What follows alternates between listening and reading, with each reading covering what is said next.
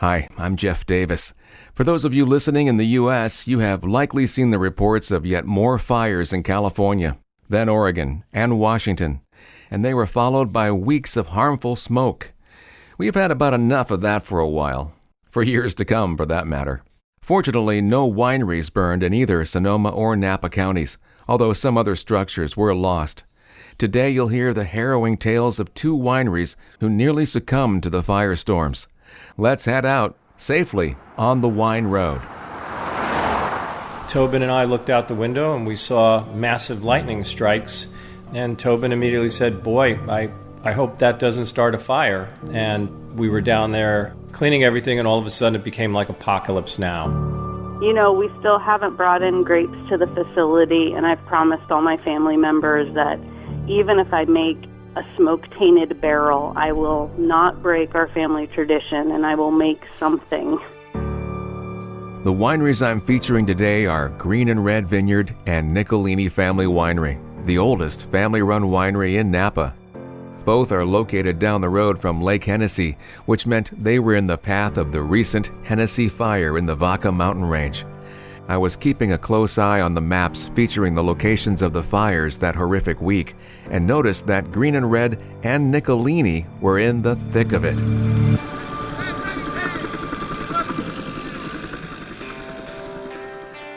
I had come across founder Jay Hemingway of Green and Red several times and interviewed him twice. You could always find him at Zinfandel events, and you may recall that I have touted the fact that his wine has been featured as the house red wine at the renowned Chez Panisse in Berkeley since the early 1980s. Chef and owner Alice Waters and Jay had been friends since Jay taught sculpting at Berkeley in the late 60s. After he purchased the property in 1969, it became a hangout of the who's who from Berkeley, as is evident on their website, greenandred.com. It came as a shock to all who knew him when he suddenly passed away last year. That's why I was deeply concerned about the winery where his wife Pam still lives, and Jay's daughter Tobin and her husband Ray, who moved out from New York to continue the legacy. I've also had two good experiences with Amy Sunseri, the winemaker and family member of Nichelini Family Winery. Fortunately, both wineries survived the fire, and now have a story to tell. Yet the uncertainty remains whether their vineyards have been tainted by the smoke. I wanted to see the remnants of the fire myself and offered my services to help with harvest recently. That gave me the chance to interview Tobin and Ray. So after a number of hours of bringing grapes in, sorting them, pumping the juice into a fermentation tank, and doing quite a bit of cleaning, we sat down for the interview. After a filling lunch and a couple of glasses of necessary Sauvignon Blanc. So Ray, overall, do you think it was a good day today? Oh yeah, considering all that's been happening, it was finally a good day after many tough weeks here in Napa Valley, and a tough year 2020 with the pandemic, and then on August 17th, the Hennessey lightning strikes were right here in the fire, and then today, after many weeks, we finally made some red wine, some Syrah, from some beautiful grapes. It smelled great. It looked great. We're keeping our fingers crossed that it turns out great, and that's what we're here for. So that felt really good today. You were saying you're feeling pretty good about the Sauvignon Blanc and Viognier as far as smoke taint goes, but the Zinfandel's not looking too good at this point. Yeah, you know, the theories go, I'm no expert at this, but that whites are fairly safe as far as a smoke taint. Rosés as well, because they don't spend as much on the skins. The whites we actually made under evacuation, without power, using a generator. Beautiful Viognier, beautiful Green and Red Sauvignon Blanc from our Catacoula vineyard. Smelled, tasted great, and you know, if thinking is correct from what I heard, those should be really good. The rosé, we also have our fingers crossed, but yeah, Zinfandel's a question mark. I think red wine's a question mark for pretty much a lot of people in Napa and Sonoma right now. Still smoky today up here, and it is unfortunate because you're well known for your Zinfandel, you know, award-winning Zinfandel, and some of my favorite Zinfandel comes from Green and Red. So sorry to hear that, but maybe we'll see what happens there. And Tobin, the sad thing is you lost your father last year, and you could have lost the winery this year. It was really close. Yes, maybe a little bit, a little too close. Yeah. It's certainly been some pretty serious challenges, one after another. But Ray keeps quoting a Korean saying, "Get knocked down 7 times, get up 8." And that's what we're doing. Yeah. So trying to make the best of it. But yeah, certainly the challenges keep coming. Yeah, that seems to be the credo these days with any winemaker in Northern California, or the entire West Coast for that matter. I'm visiting with Tobin Hemingway and her husband Ray Hannigan of Green and Red Vineyard. They both had careers in New York, but would join Tobin's father Ray for harvest each year. After Jay died, they decided to move to the property permanently. Yes, I mean, in the plan, we were working on a home for several years, preparing to come out here and actually move out here full time and work under my father, sort of continue the mentorship out here in person. And unfortunately, my father left a little too soon. Yeah. But it was always the plan. It just happened a little sooner than expected. And he was working on this house on the property. He was building this for you, like, yes, you are going to live here at some point. Yes, you are. It was a carrot. Yeah, a carrot. Right. I see that big carrot on that hill for you, Tobin. I was like, yeah. Right. And didn't even make it to see this completed, but it's a beautiful home. Was one of the toughest things for me. The windows went in the week of his passing. That was hard. Yeah. Gosh, Ray, you were telling me about the night and morning and even the afternoon of the lightning, that it was so close. Yeah, I mean, it's called the Hennessey Fire, and Hennessey Ridge Road is just, less than a mile or so, maybe a little more than a mile from here. But, that Monday morning we woke up, we were getting ready for harvest. We were going to be, cleaning the press and cleaning everything. And Tobin and I looked out the window and we saw massive lightning strikes. And Tobin immediately said, "Boy, I hope that doesn't start a fire." And that was prescient. We were down there cleaning everything, and all of a sudden it became like Apocalypse Now with airplanes and helicopters doing drops, and we could hear it. But we were getting ready. Everything seemed fine, and everything I had heard, it sounded like it was a 5-acre fire and it was going to get under control. But by noontime, we were told to evacuate and get out. And we had to stop everything. We'd lost power, by the way, and so we were doing everything under a generator at that point in time. And we had to evacuate and stayed in hotels a few days, and then we had to make the whites. We were planning on making the whites the next day, and so under an evacuation order, we snuck back here. We turned on our generator. We started making the white wine because that's what you do. We had to get the wine in. I've heard that story before. Over the last few years, several winemakers have told me how they had to, I don't know if I want to say sneak back in, but found a way to get back to the winery to fermenting grapes to save the vintage. It has to be done. Good for Ray and Tobin for making that happen. When I joined them a week ago Friday, Ray took me up to their tip-top vineyard, which, by the way, could be its own official American viticultural area because its climate, elevation, and soil are so unique to the region. Ray showed me how close the fire came to the vineyard rows, even the Syrah vines and grapes they had picked that day. Yeah, for 2 days or so, we kept getting reports that it was fine. The wind was blowing. We kept hearing terrible stories about our neighbors, about Nichelini, Brown Estate, all our friends. But it seemed to be blowing that way. And then I was driving the car and got a call that it had reached us. Came back here, and luckily, I mean, we are really lucky in terms of what happened. It reached us, but right to our ring roads around our tip-top vineyard, around Catacoula, and then just stopped dead right at the roads, and entered very few places. Didn't destroy any vines. The fire sort of continued by our house, unfortunately, and we became much too friendly with CAL FIRE for 2 or 3 days. Those guys were fantastic, especially the guys in the Rutherford Volunteer Fire Department. And they were here just doing yeoman's work, and we were helping them drive our Jeep right into the fire, and it got close to the house on someone else's property. But when the smoke literally cleared, Green and Red did pretty well, and we were really lucky. It's natural to think, well, the reason that the fire stopped right there at your vineyard. My father. I wonder if Jay was standing guard. Yeah, well, our neighbors were all talking about that. Also, Volker Isley down below, we were all talking about how, and Dave Brown, we were talking about how our dads were up there sharing a bottle of wine and saying, yeah, our kids, they're having some challenges, but they're gonna come through. So I don't know. You were telling me that about Cal Fire being staged here, that they utilized a lot of your water, thankfully, to help with the region. We set up a pump, pumped water out of our pool, and then we also, the chief, Davey Pena, helped rig a generator to our well, and we filled the tanks up again, and that was a good feeling of giving back the water, and a bunch of engines came up here and filled up and battled on. I mean, it was crazy. Yeah. But that certainly helped out quite a bit, I imagine.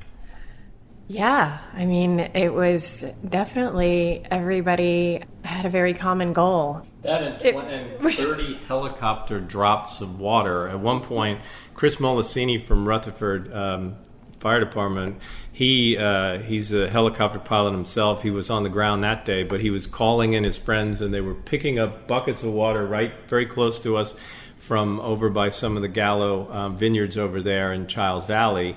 Bucket after bucket in the helicopter, probably 30 bucket loads of water just dropped below us, and it was extreme. You could see why those guys get a rush out of that lifestyle. It was a little too exciting for us, but it was crazy.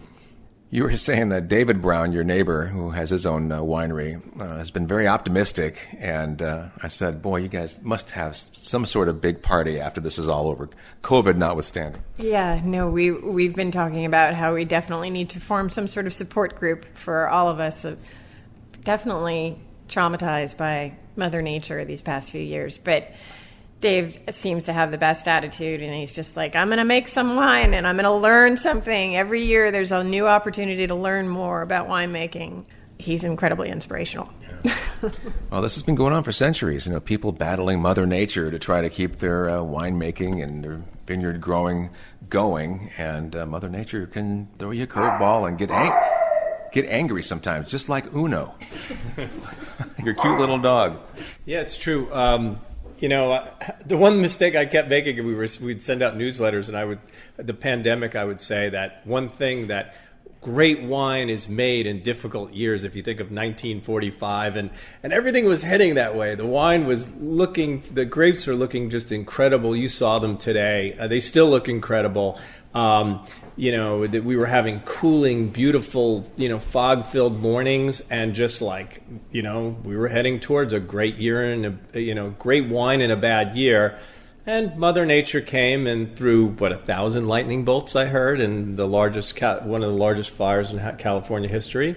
And so that was not to be, unfortunately. It was going to be some fantastic Zinfandel, but we still have a lot of hope in we think our whites are going to be great, our rosé, and we think the Syrah is going to be good too, because some of our parts of our vineyard were not as affected as others, and we think there's some safe spots where we don't have smoke taint. We're going to have some delicious wines.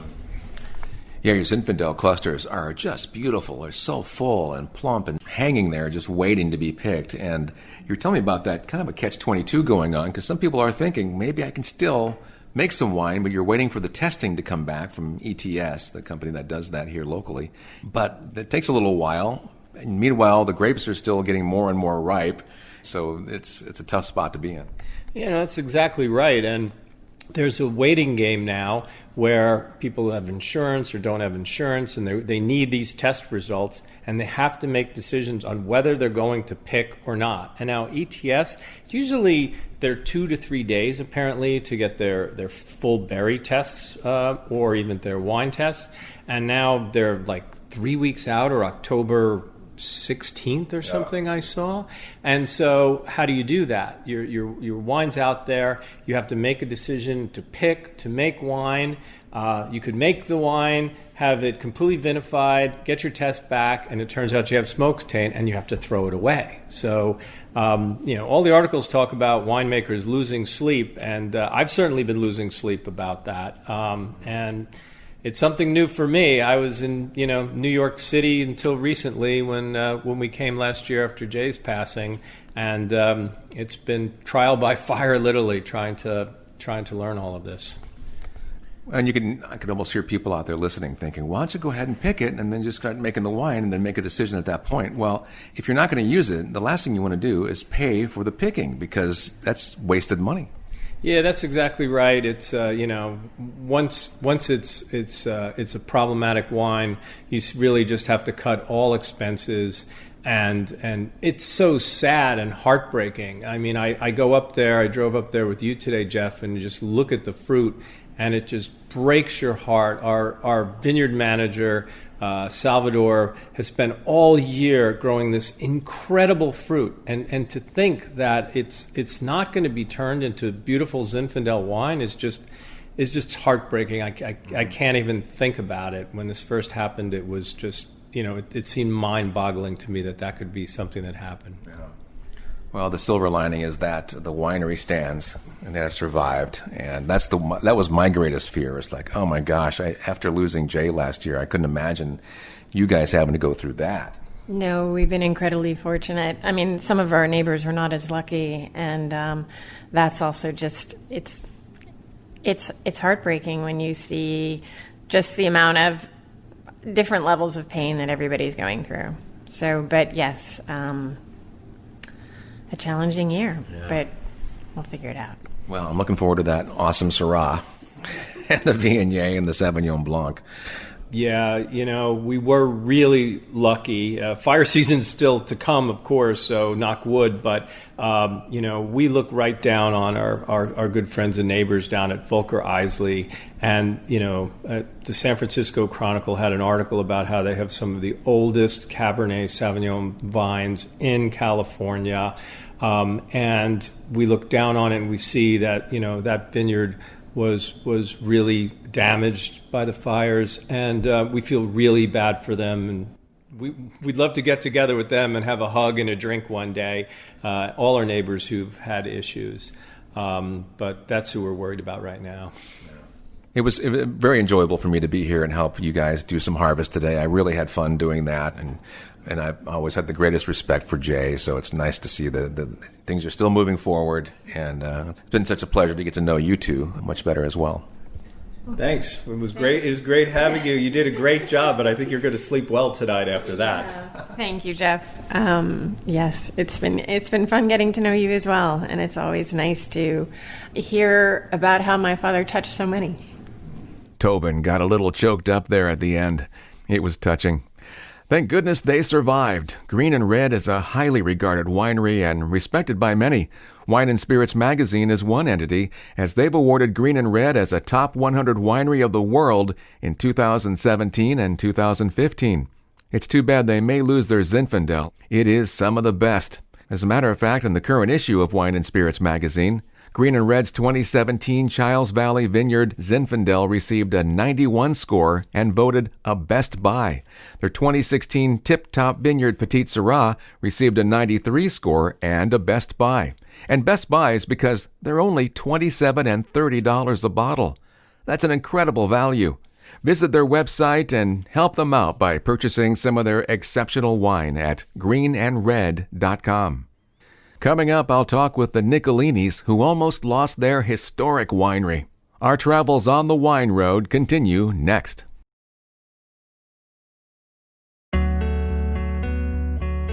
We're back on the wine road. I'm Jeff Davis. As I focused on the maps of the active fires in August in both Sonoma and Napa counties, it was unfathomable how many fires there were across both counties. One location that kept drawing my eye was in the Chiles Valley, north of Lake Hennessey above Napa Valley. I was familiar with where Green and Red Vineyard and Nichelini Family Winery were located. The hot spots were very close to both, and circling Nichelini. Their winery and former home that is now their tasting room have been standing since 1895, about 9 years after Swiss immigrants Anton and Caterina Nichelini arrived in the valley. I hated the idea of the old original home succumbing to the fires. Miraculously, it survived, but then much of it had to do with the diligent effort the family put forth nearly a year leading up to the fire. We'll hear details about that effort later from Phil Nichelini. Preparation? It almost sounds like they were expecting the fire. Well, these days, you almost have to. I'll start by phone with fifth-generation Nichelini family winemaker Amy to hear about those horrific weeks. So for now, the family's doing okay? Yeah, the family's doing good. The fire's pretty much passed. We're still putting out a couple spot fires here and there, so we're staying close. But it does seem like the main danger has passed. Boy, I drove by there last Friday after I was at Green and Red for a while, and just couldn't believe the scene. I mean, everything around the winery is torched, blackened, and there your 130-year-old winery sits on the side of the road. I know. There's been a lot of heroes that helped save that winery, and we thank them every day. Did they stand guard there on the road? Because, I mean, across the street is burned. Not too far behind you is burned. Yeah. The fire was still new. It started August 17th, and it really picked up around the winery about 2 days later. And there was a lot of resources. There wasn't a lot of fires yet in the state. And so good. The firefighters, they had good access to get in. And that, a combination of having available resources as well as having enough clearing that it made it easy for the firefighters to get in, that's really what saved it. Oh, thank goodness. Yeah. I remember when we talked a couple of years ago in New Clairvaux, I asked you about, your legacy, and your dad was part of caretaking of the vineyards there outside of Chico. And I asked you, I said, is it, you're the seventh winemaker for Nichelini, the fifth family member. And I said, do you feel some pressure? And you said something like, I don't want to be the first one who doesn't have a vintage. It's never happened before. Ugh. And boy, you came close this year, didn't you? Yes. We still haven't brought in grapes to the facility, and I've promised all my family members that even if I make a smoke-tainted barrel, I will not break our family tradition, and I will make something for us. So, well, a smoke-tainted wine goes really well with, like, barbecue. Does it? I haven't tried that. I would think, But I did some little bucket ferments, and just to see, because the smoke taint in the juice, you can't really tell. But once the fermentation finishes, the alcohol and the fermentation itself releases a lot of bound volatiles. And so for reds, it can grow as 5 times as much as the juice sample was at the end of fermentation. And whites, because you process it without the skins, you kind of free up that juice. It's only about 3 times. So I've been doing these little ferments just to see how it develops and how bad it's gonna get. And they all smell like ashtray. It is. To me, it's a horrible taste. I actually taste it more than I can smell it. But it doesn't taste good. I'm sure it's a novelty, and if I did bake some wine, it will be for our family members to keep a bottle and remember that moment and remember how we all came together, and that we were really lucky and we should count our blessings. Sure. But I think that's what that bottle will really symbolize more than anything. Yeah. You did mention to me you were able to bring in some Sauvignon Blanc, but is that what you're talking about? Even that tastes smoky to you? Yes. To be honest, it's at a custom crush facility because we didn't have power. We didn't have much water. We were really trying to just shore up getting that our facility up and running. But we needed to bring in grapes, and we decided to start with Sauvignon Blanc, and this was soon after most of the fires had died down. And so we brought it to a custom crush facility, and I've tasted it as juice. I have not tasted it as wine. I'm going to be going tomorrow to check on it and bring it home.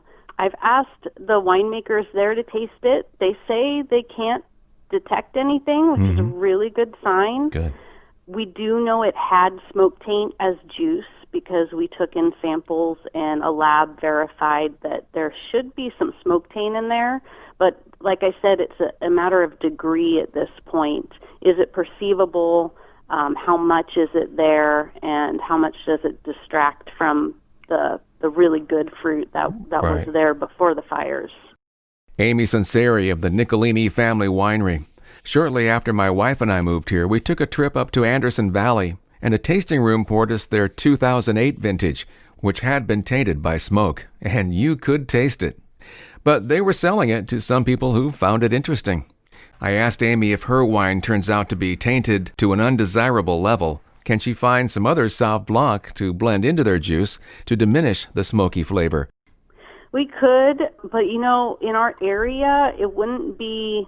It's hard. I don't know what Napa's going to do. Napa, Sonoma, there's so many grape growing areas that have been affected by fires this year. It's going to be hard to find that fruit or find that wine that someone's made.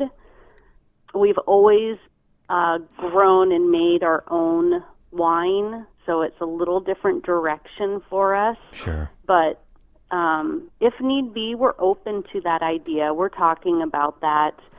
We kind of feel like we have enough wine. It might be a little thin the next couple years, but one season we might still be able to function and have wines to sell.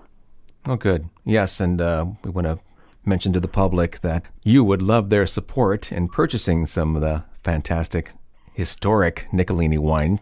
Yes, we make some great wines. I know I might be tooting my own horn, but our wines, they're grown beautifully. I've never seen grapes more balanced and cared for and loved for than what my dad and his team do in the vineyard, and it really makes my job really easy.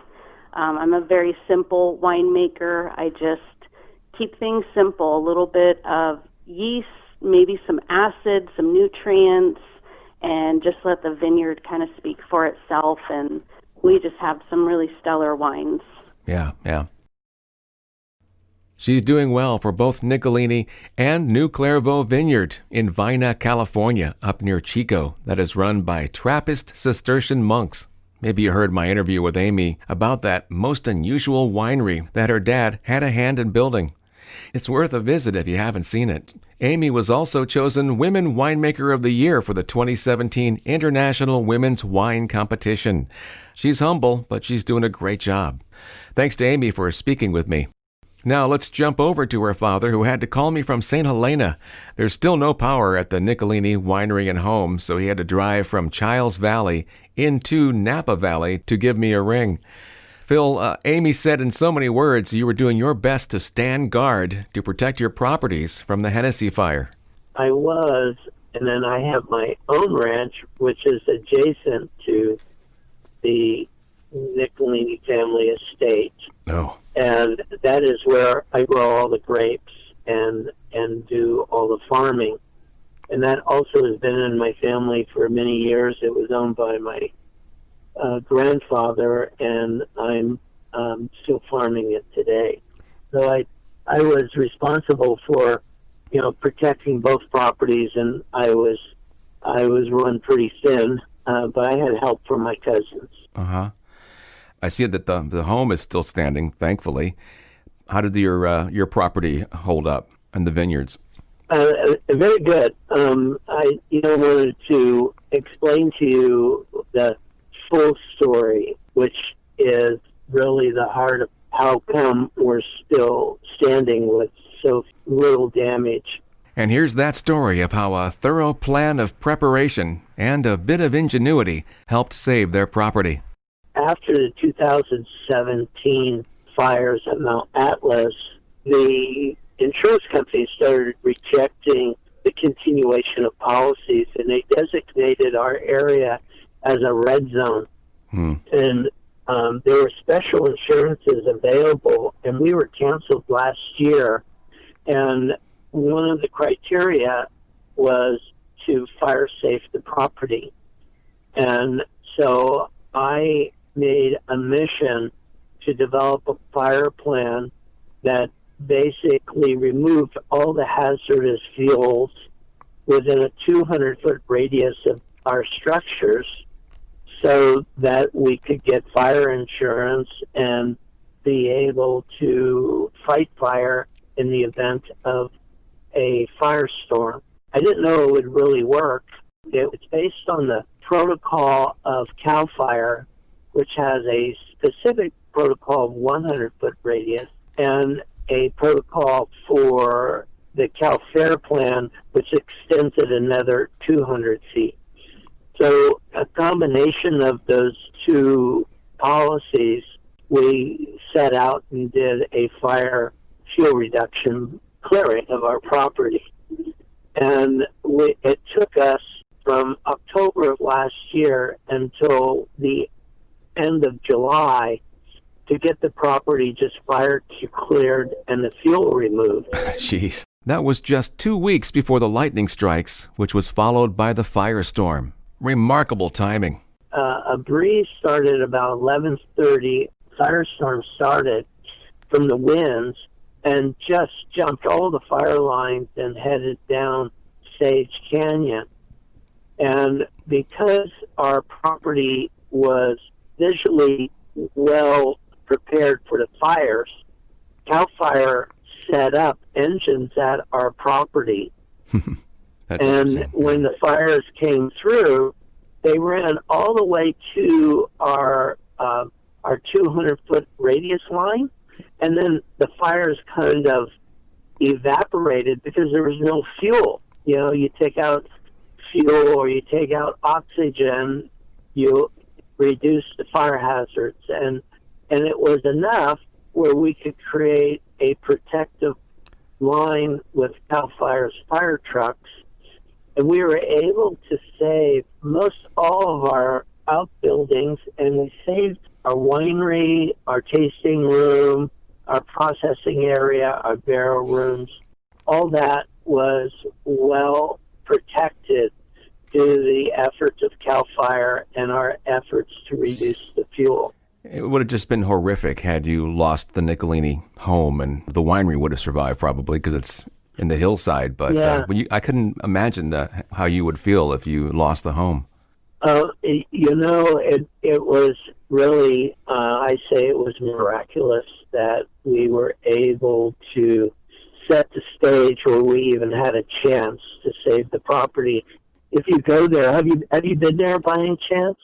Oh, yeah, I saw it last Friday, and it is shocking, the devastation. And as far as one can see around the home, it's just black.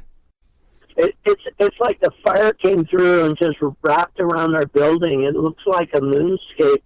The clearing of the undergrowth and the trees within 200 feet was a tremendous effort. But on top of that, he implemented an ingenious idea. All of our buildings, we did something that I thought was really unique, and they don't even talk about it in fire code. We put water cannons on all of our roofs. They're just rainbird sprinklers that spray out water at 120-foot diameter around our buildings. And we have one or two of these on every building. On top of the roof. So if the fire comes through, our protocol is really simple. We turn on the sprinklers, we protect the ground, and we do the best we can. And if it gets too dangerous and we have to leave, we leave with the assurance that we did everything we could. We leave the sprinklers running, and we know it's going to be running until they run out of water, and we can't do any more than that. Water cannons on top of a number of roofs. I don't think I've ever seen that setup. That's a great idea. But wait, there's more. The water buffaloes. Besides that, we call them water buffaloes, but they're small trailers with 600 gallons of water, and fire hoses on them, and they're pulled by a tractor or a truck. And we constantly do our own due diligence and put out the resurgence of the fires, because what happens as brush burns and these trees burn, the fire goes down underground and gets into the roots, and then they come back. Yeah. And if you're not there protecting it, you may have saved your house from the initial firestorm, but it's going to burn down again if these fires come back. So yeah, that's the real amazing story of the Nichelini family. No doubt. If you go on their website, you can see their structure in the middle of the torched area surrounding the home and winery. Now you know how they saved it. And when Phil Nichelini mentions the family, in addition to his own, he has a number of cousins who helped throughout the process of preparation and during the firefighting. Props to them, and possibly a lesson learned for other wineries, homeowners, and businesses. You can see that photo on their website, nicheliniwinery.com. That's NICHELINI winery.com. I'm so happy the legacy of both Green and Red and the Nichelini family winery is able to continue. Be sure to make a wine purchase if you visit their websites. They can use some support right now. That wraps up today's podcast. Find past interviews at onthewineroad.us, as On the Wine Road podcast on Stitcher, iTunes, and other platforms. And I would greatly appreciate it if you rate my podcast. And I'm on Instagram at JDWineRoad. Please continue to stay safe, be kind to one another, and I hope you can join me for my next adventure on the Wine Road. I'm Jeff Davis.